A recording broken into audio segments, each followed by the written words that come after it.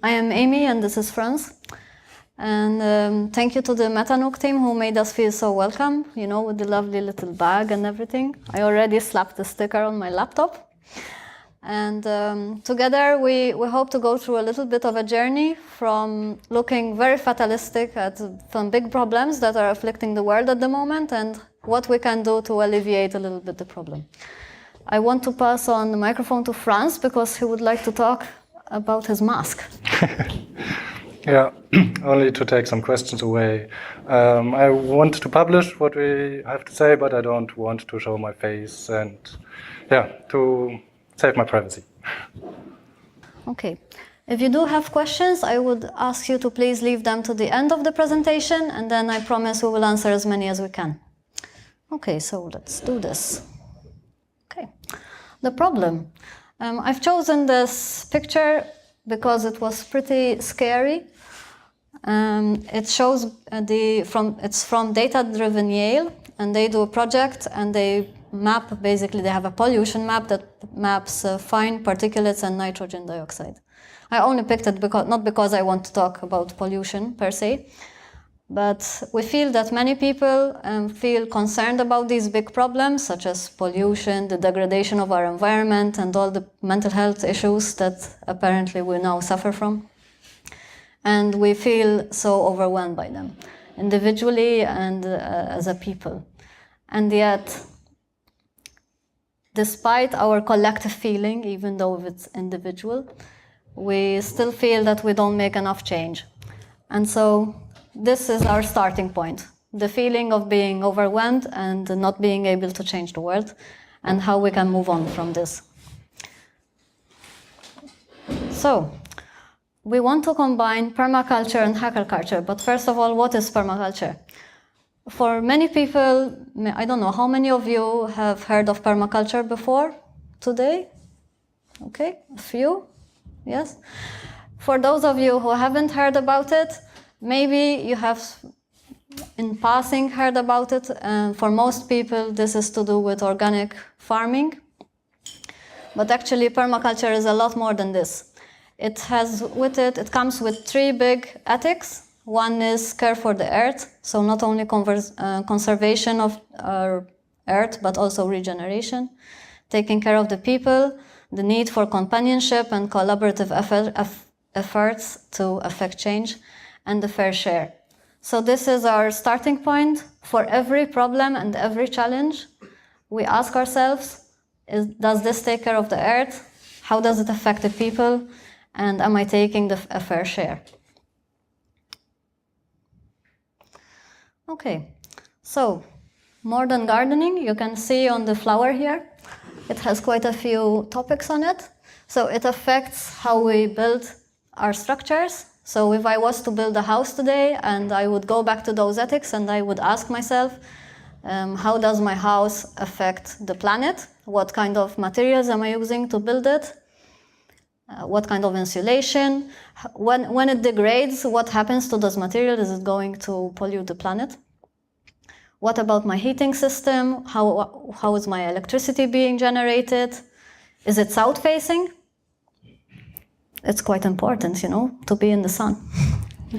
Most of our buildings today we're stacked on top of each other, and there's no consideration for noise pollution or how we interact with the neighbors. In fact, most people don't know their next door neighbor, which is pretty sad.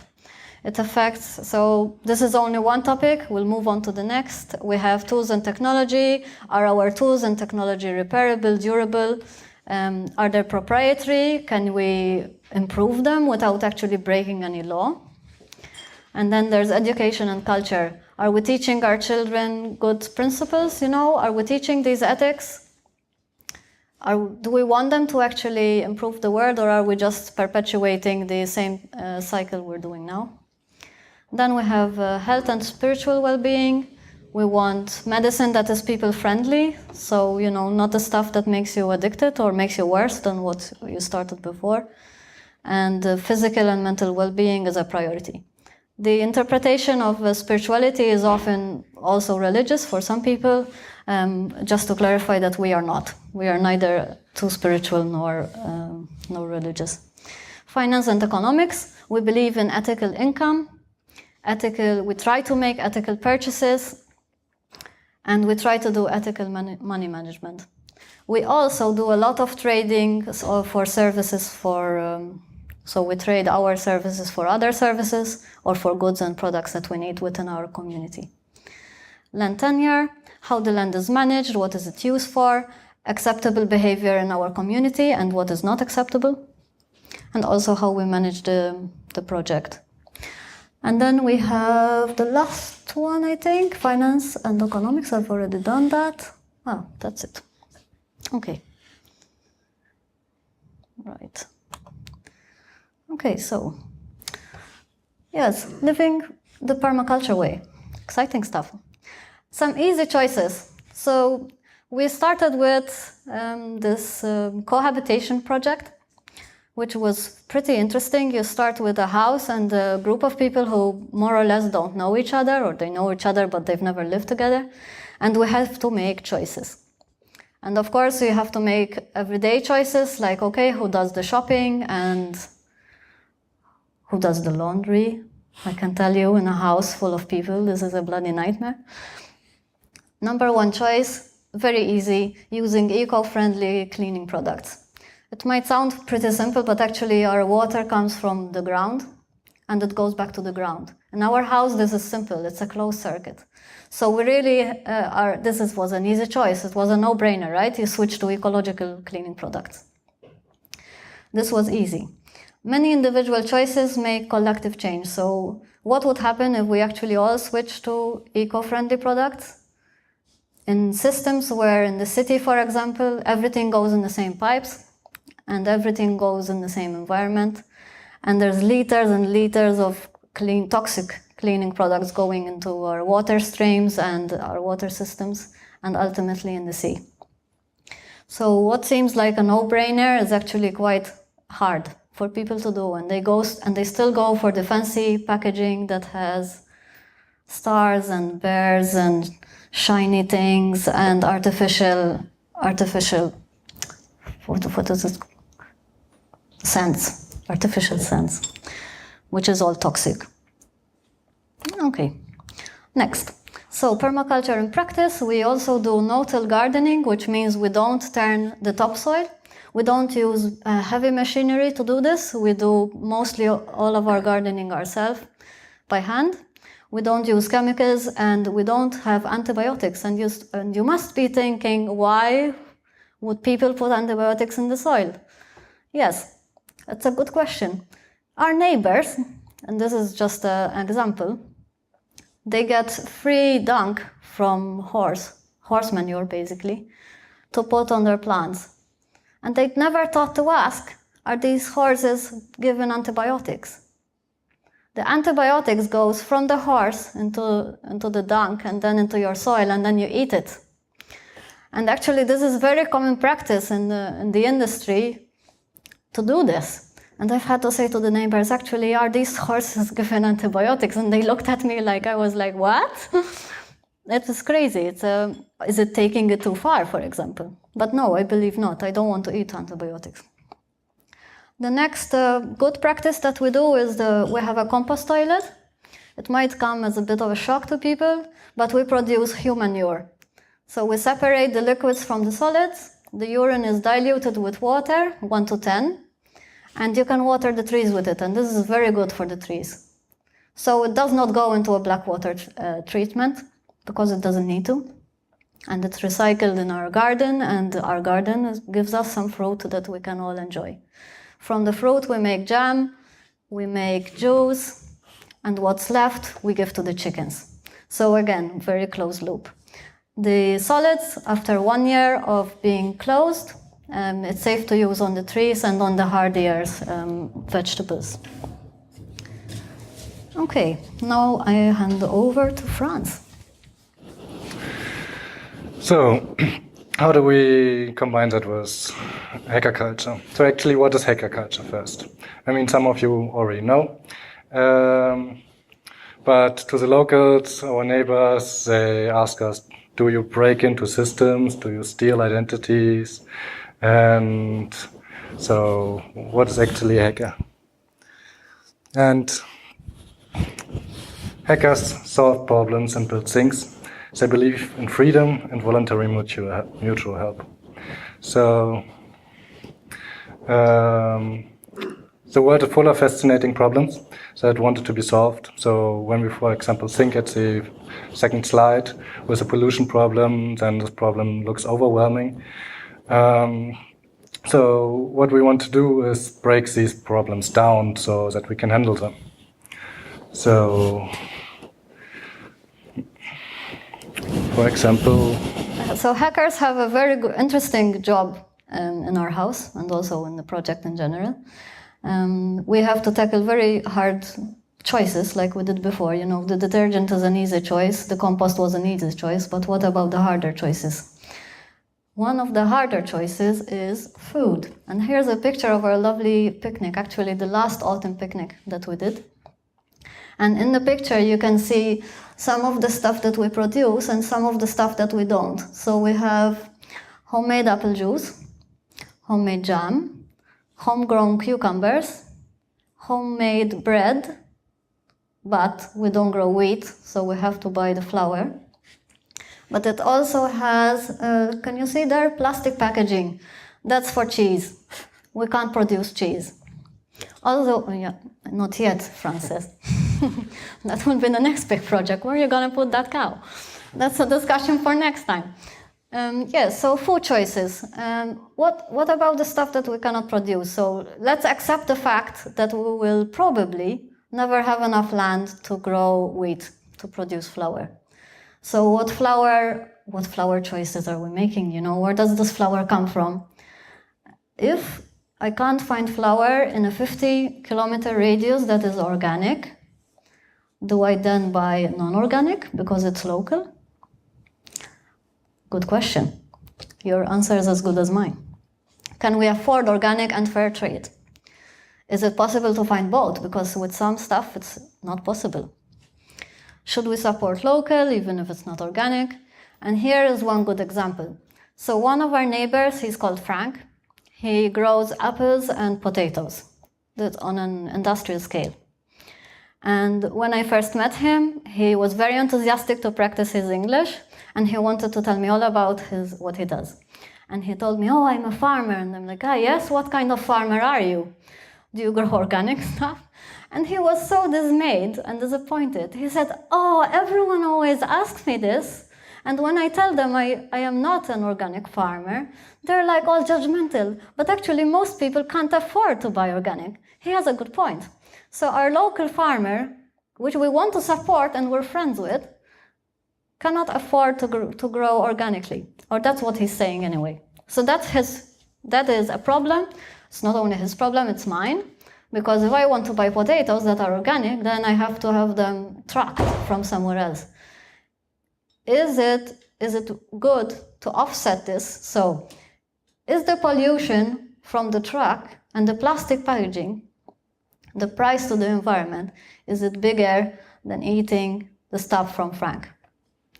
These are the real hard decisions to make. And so sometimes we sit at the table while we eat the non-organic potatoes from Frank or from wherever, and we think, okay, on this plate only 3 items are organic, 2 are local, and 1 is from Spain. Because guess what? People want to eat tomatoes, and tomatoes don't grow here. So that's one example. The next one, let's see if I can manage this one without problems. Yes, clothes. Do you want to talk about this one? I'll continue. I continue? Okay, that's fine. Okay, so clouds, this was very interesting. When I started to look for things to talk about for this talk, clothes was one of them. I would start by saying I haven't bought an item of clothing beyond underwear in the last 2 years, and I'm quite happy with this. I have never want for anything. Every time the season changes, people just give me stuff. I don't know if it's my face or what I'm wearing, I have no idea. But, you know, my neighbor just gave me this. It's hand knitted by her mother. I was so honored. And it's warm. And I have 2 of these. I only need 1. So it's amazing, you know, even a pair of shoes or whatever, there are so many clothes that people throw away. You can see in the picture, and tons of clothes are thrown away every day.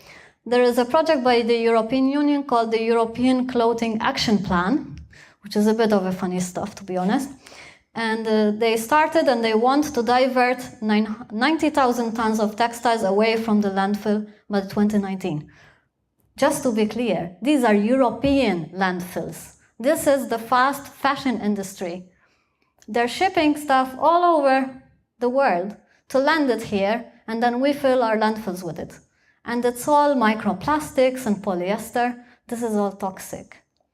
We wear it for one season, it has holes in it because it's shit. Sorry.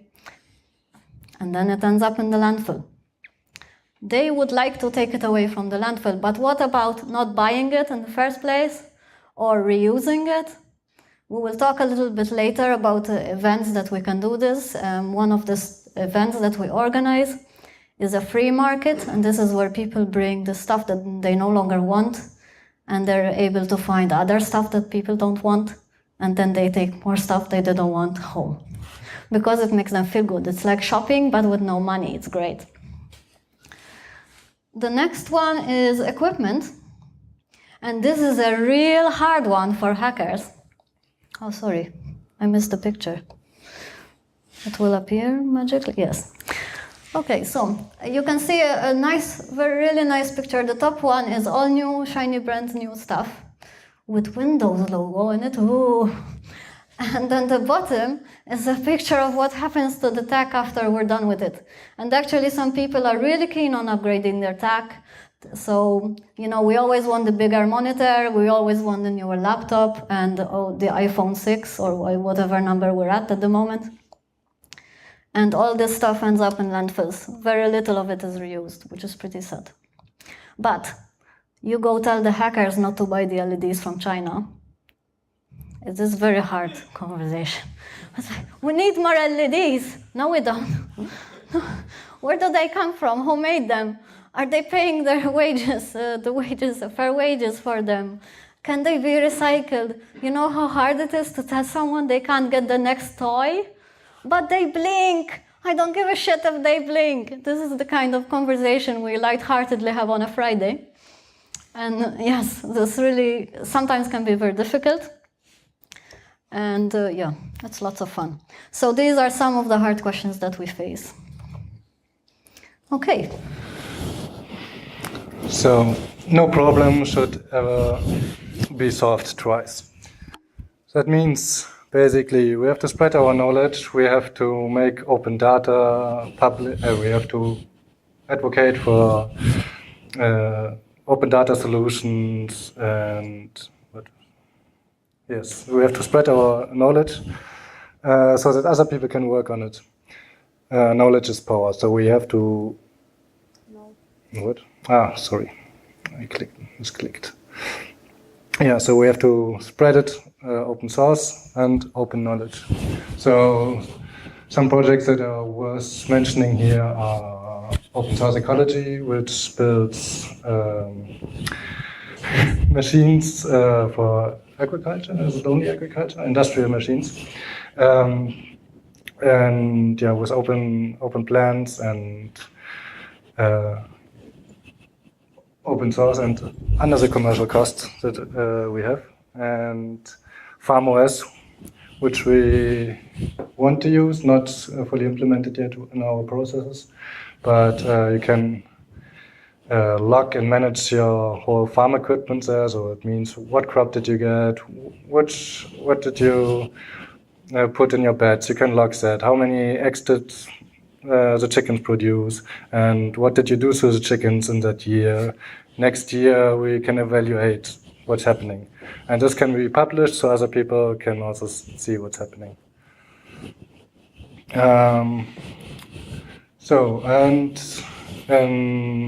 With us we want to foster an online and on-site community, and the online community is basically we create, publish, and advocate for open source and open data solutions that are not out there yet. and can you click next? And connect people with other people that do the same. And here we have this power plant. So power plant is one of the projects we started, where we have weekly meetings to further develop it.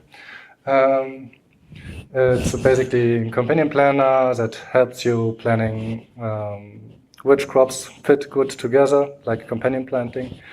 In a later stage, we also want which crops can you grow in your region, what did you do to your bed, so similar to Farm West, but more focused on permaculture.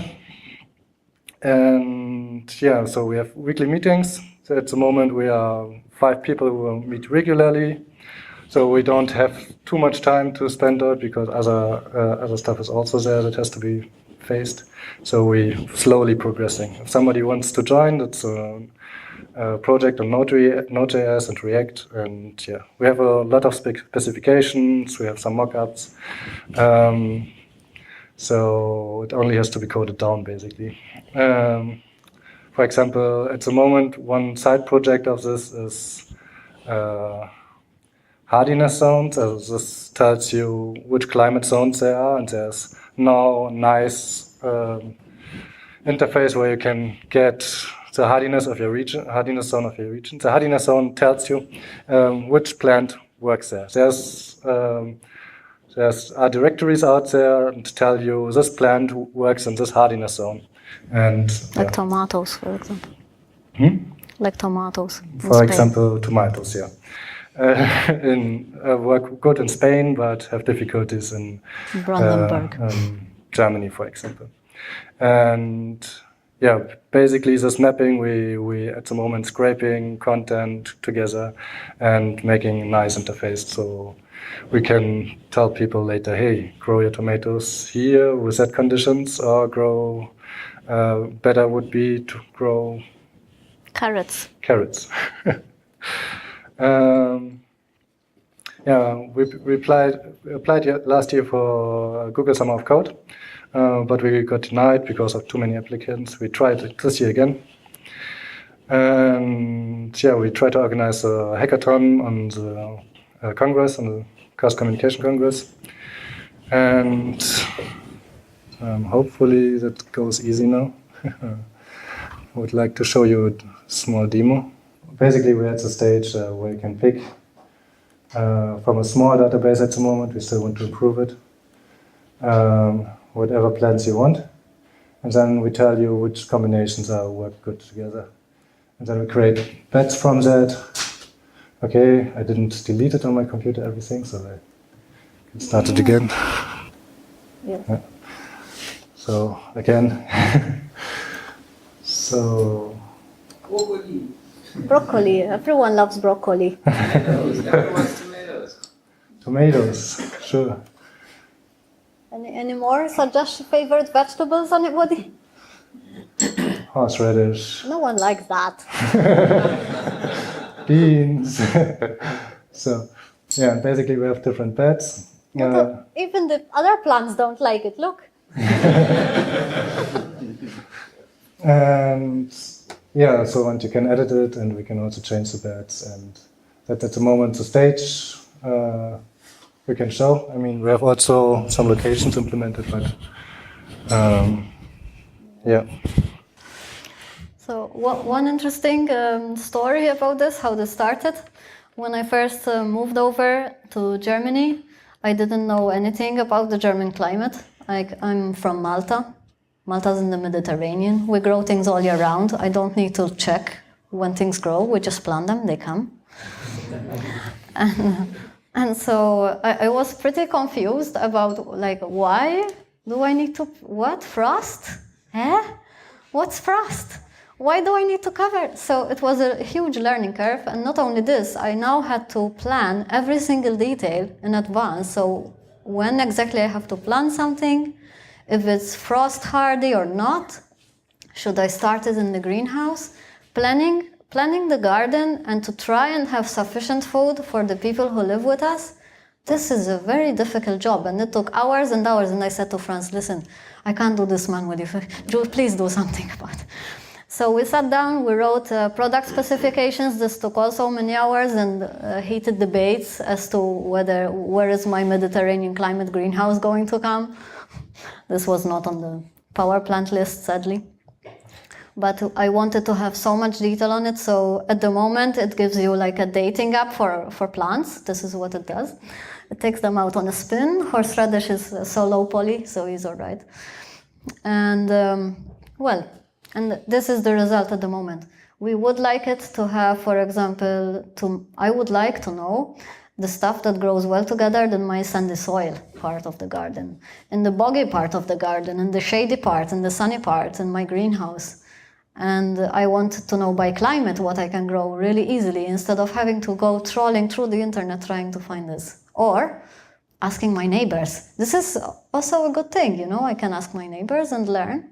But I can't go to my neighbors every 2 minutes with questions, even though they like me very much and give me sweaters.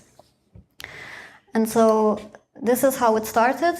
We had one intern, so over 3 months he worked on this to get it where it is today. By the end of last year, we had this MVP, which is short for minimum viable product. It came to me. Okay, and this was enough to apply for the Google Summer of Code funds, which we then didn't get, but it was a nice push to get to this point. This year we have the hardness zones in, and hopefully we'll be able to release it the next version soon. And maybe the Google wants to throw some money at us. I don't know, we'll see. Fingers crossed. But this was also, I think, quite a milestone for our project, because we have our first person that does not live with us, but he was there in the beginning, but then he went traveling, that is still involved in the project, and he does a lot of work for this. So, Petteri, I'm sure you will watch the recording later. Thank you. We love you very much. So, at C3 we will have a small hackathon for Power Plant, and if you want to get involved with Power Plant later, you can also do this. You can go online and ask questions, and you can take it for a spin at home. The idea is that we bring permaculture to everyone. So even if you want to plant stuff on your balcony, just put in your favorite vegetables. It will tell you what goes in a long pot, you know. You can have your tomato, your lettuce, and your spring onion all growing happily next to each other. And you know that that works well together. And so from small balcony gardens to your small village garden or community garden, and also for big industrial places. So maybe even Frank will want to have a few square meters of his land to dedicate to this. Yeah, so basically the online community also provides solutions that we can try on-site, like on our on-site projects. So Power Plant is one thing that we can try on our on-site, and we have also other things like how to improve kitchen waste, compost station, or how to improve our compost toilet, or whatever. So we have a ticket system basically for that, and everybody could work on it. It's public, you only have to register, and then you can work with us together on these problems we have to solve. Okay, so our on-site location, exciting stuff. We find that living in a community reduces food waste, which is great. And this is one reason to live together with other people. We make better collective decision making together. So if I'm feeling a little bit like I don't care if I buy cheese wrapped in plastic today, Franz will quickly tell me, "What are you doing? It's wrapped in plastic." So it's good to have people that you live with that also care about the same things. This is our location. It is a beautiful, very old watermill. This is our lovely, lovely logo that Franz designed on the end there. We have established a food garden.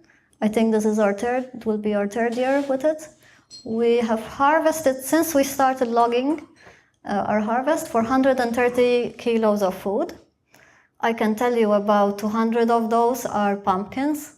I have never eaten so much pumpkin in my life. I'm surprised we don't all turn orange at the end of the season. There's pumpkin everything. If you like pumpkin, please come and eat some pumpkin, for the love of God.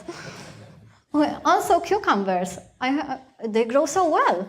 Aimee, why are you planting so many cucumbers? Because they grow everywhere. It's amazing. We love cucumbers. And so pickled cucumbers. And also, we learn how to pickle stuff now. And our pantry is full of jarred stuff. So it's like a little bit like a supermarket, but better because you know what you're eating. And then we have a functioning hackerspace, which used to be our dining room. So it's an antique hackerspace, complete with full, lovely old carpet, a very old library, and then you have all your techie stuff. It's a bit a mix of old and new. And I have been resisting the LED invasion, but it's creeping in slowly. And then we have animals. We have 5 chickens, 7 ducks, 3 dogs, and 3 cats. We did start with only 1 dog. This quickly escalated. We were building chicken coops, and it was a little bit of some kind of a panic thing. I was like, I want chickens. And the next day was like, someone gave us a chicken coop. We need chickens. Go buy the chicken. It was crazy. We also had rabbits, but we decided the rabbits was always going to be a temporary thing, so we want to grow them in the warmer season and then eat them in the colder season. So I'm very looking forward to my first homegrown rabbit dinner for Christmas. And I'm a little bit weird. So I want to learn new skills with husbandry and animals. And I got to practice a few skinnings this year. And I will make hot water bottle covers with the fair. Fantastic. I know it's weird. I know. I'm very weird. Also, I skinned one with the head on, and it looked like a hood. I am weird. Sorry. No, I got back to the point. Then unfortunately, with animal stuff, since I come from a career in finance, so I'm like used to be an office person. I was like, I don't know if I managed to do this. And Franz is a programmer, and so the farm life is a little bit of a steep curve for us. So all these animals are, you might think, 5 chickens, this is not a big deal. Yes, it's a big deal. And we really try our best not to kill any by mistake, because it's not nice. So then we started with 3 people living in the house. Now we have 6 and 3 volunteers, which is also good. And then we have a nice mix of online and on-site participation. So we try to grow the links with our neighbors.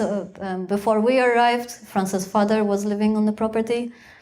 And he had links with the neighbors, but he'd grown old. And so the neighbors stopped visiting. The neighbors are coming back. Thanks God for the neighbors.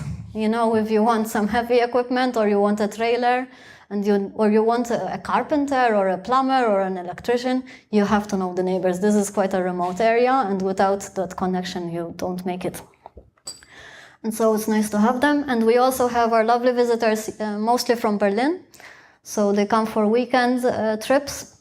But yes, you can also come from Lübeck. I'm sure you can come on the train. I'm not sure, but probably. Yeah. Then we managed this year to do a membership definition, so people can join as members. And of course, you will want to know about the money. Everyone asks me about money always. We are self-funded. Mostly me and Franz in the beginning were doing this. Now we have donations, which amount to about 25% of our expenses. We also rent some of our rooms. So for digital nomads, this is perfect location. If you're happy with 2 Mbits. That's the running gag. And then we have our current expenditure for 9 to 10 people is 1,250 per month. It's not a lot of money. When you think about it, I think the average person who lives in the city is probably spending about that if they live on their own and paying 700. The food is included, yes. Food is included, the heating, the electricity. Yeah, so it's pretty good. Great successes. We have application of permaculture principles in the garden. Not yet everywhere where we want it to be, but it's in process. Remember the hard choices, can't let go of the cheese so easily. And our biggest hurdle is becoming sustainable. So when we started, both me and Franz were not working. So we were running the project on savings, which was fine for the first 2 years. But then, the holiday has to end sometime. And so Franz now has to work. Poor Franz. Oh. This is fine. He works for a nice company. But also we would like the project to be more self-sustainable. So I think when we have all our members putting their heads together, we can actually make the project pay for itself.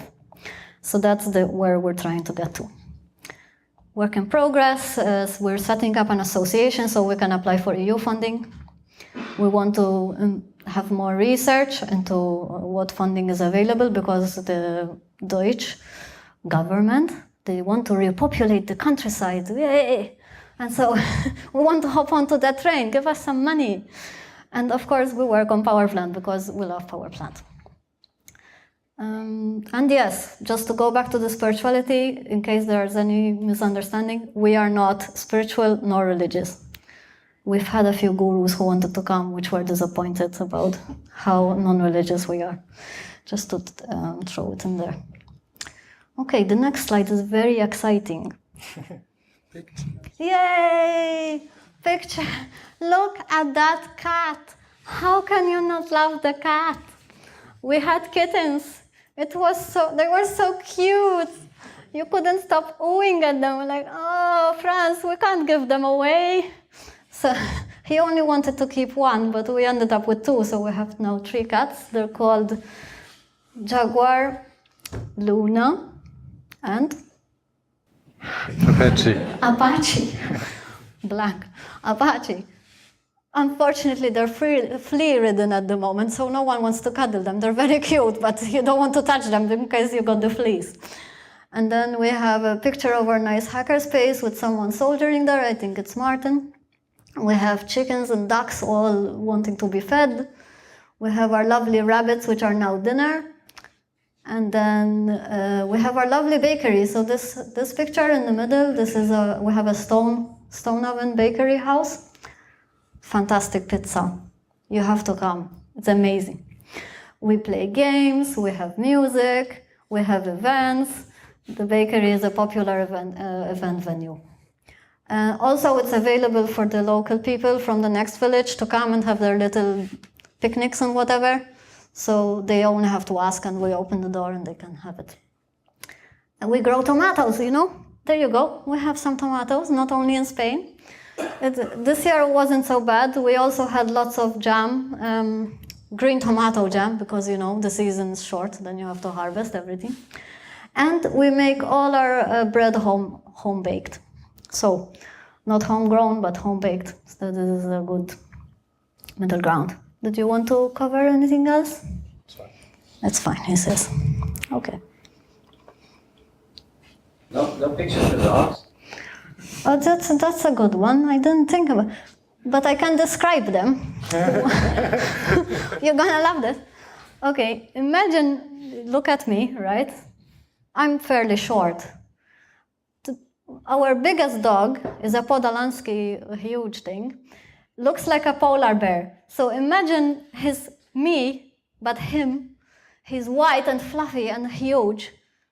And he doesn't always like people, but only because he's a guard dog, so he's doing his job. So imagine I'm leaping and bounding towards you and you're terrified. I was like, oh my God, no, Pata, it's me. He's lovely one. He's a big teddy bear. I will show you, after the presentation, I'll show you a picture of the dogs. And the other 2 dogs are Maltese dogs. I brought them over from Malta. One is a brown and white hunting dog. Unfortunately, he's called Mumu, No one told me that moo in German is something weird. So imagine you lose this dog, which happens often because he runs off, moo. It's fucking hilarious. Great. The neighbors all have a laugh, it's like, oh, how's your dog? Yeah, oh yeah, moo. It's very funny. Haha. He's lovely. He loves sticks and all things that dog love. And then my eldest dog is called Black. He's a very old dog. Oh, I have to get on. But I'm talking about my dog. Like, I can't do it. He's lovely. He's a lab mix. And he likes cuddles. Like most dogs. Okay, but I get on with it. So, events. This year we had our first Young Coders Camp event. I'm very proud of it. I had to take care of 3 lovely children. They were so clever. I was so impressed. We gave them some microcontrollers and they managed to make them communicate with each other and play ping pong in one day. I was like, these kids are beyond me already. I tried to show them some stuff. We did some application, like app mapping thing. So that's like an artistic, basically, design of how your app would look like. Wireframing. Sorry? Wireframing. The technical word is wireframing. That's good. And they really enjoyed this. And then they got to do lots of programming. This is what all they wanted to do. 10 days of full-on programming. Every time I told them, no, it's sunny, we go outside now. No, Aimee, no. More programs. No, you have to go to the swimming pool. They were protesting because they didn't want to go to the swimming pool or to the lake. And they wanted to stay inside and program. But such is life. Sorry, kids, you have to go outside at least 1 hour a day. But it was brilliant. I really enjoyed it. I'm looking forward to the one next year. Then we do Free Code Camp. This is a weekly online meeting for people like me who are learning how to code. Pretty useful, when you feel helpless looking at JavaScript algorithms, you have someone to cry with. Like, oh my God, I can't understand anything. Yes, me too. That kind of thing. And then we have weekly English classes. I have a lovely Russian neighbor who wanted English classes, so now I have English classes. Everyone who wants to join can come into my kitchen and join. It's great. We make pickled cucumbers, pumpkin soup, and learn how to speak English. Then we have gardening-focused weekends. This is once a month. We have monthly IT meetups also once a month. Basically, they're weekends where people come to visit us and we work together on whatever projects we have at the moment. And also we go to events. Metanook is one of them. C3 will be the next. We have Emergent Berlin and we have Bits und Baume also. Have I missed out anything, love? So, doing everything great. I'm doing great, wait! Okay, next. Now this is a long one and I think I only do half and then Franz can do the rest. When we first started this project, I met Franz while he was traveling in Spain. I was living there at the time. And we were sitting, I think it was in the winter already, and we were in the balcony and we were talking about life and how depressing it is to work in the office. And we say, and Franz asked me, but how would you like to live? And I was like, if money was no object, the magical question everyone asks you, if money was no object, I would live in a place where there were in a community, so I live with people that I like and that also have good ideals. And we put together this list of ideals to have sustainable living and simple sustainable solutions. We have sustainable hackerspace. This was more Franz's requirement because at the moment, in that moment, I think I had no idea what a hackerspace was.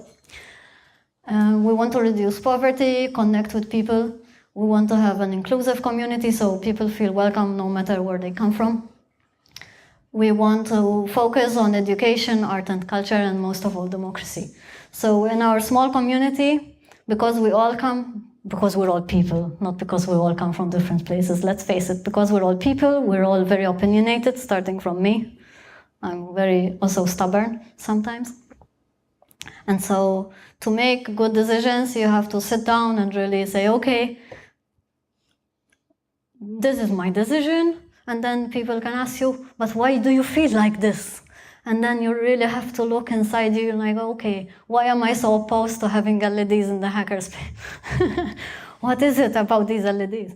And so it really challenges you, and you, okay, think really what are the reasons for your beliefs, for your belief system, and how you make decisions. And it's good to have a process for this. And we're also very patient with each other. So whenever we have a disagreement that we can't surpass in that moment, you say, okay, we have a break now, we don't talk about it, and we revisit the issue in a few days, especially if it's not time sensitive.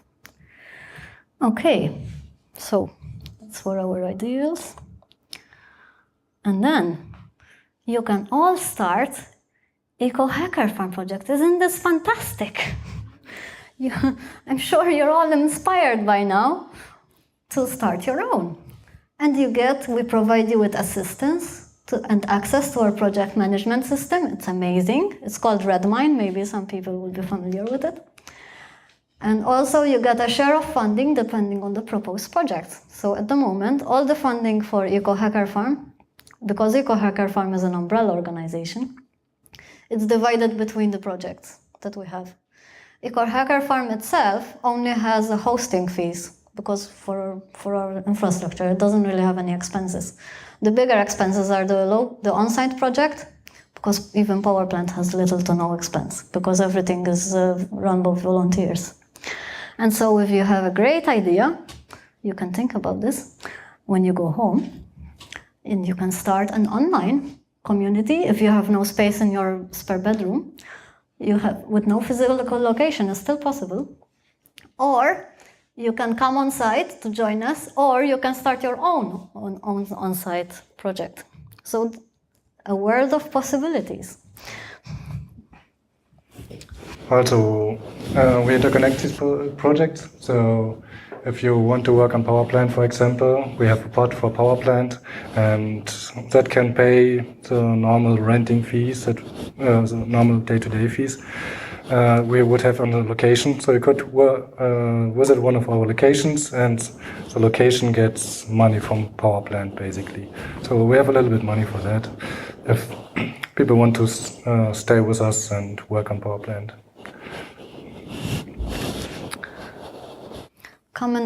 My advice is come in the warmer months, because it's cold. I mean, inside the house is warm, but if you're like from a warm country, like me, you will much prefer the summer months. I promise you, it's lovely. Okay, so we're at the end of our presentation. I'm sorry it took maybe a little bit longer than expected. You can email us. Ta-da! You can go on our website. And if you want, you can ask me questions. Any questions? Gosh, you're very quiet. No questions, amazing. Great, thank you so much for coming to our presentation. It was lovely.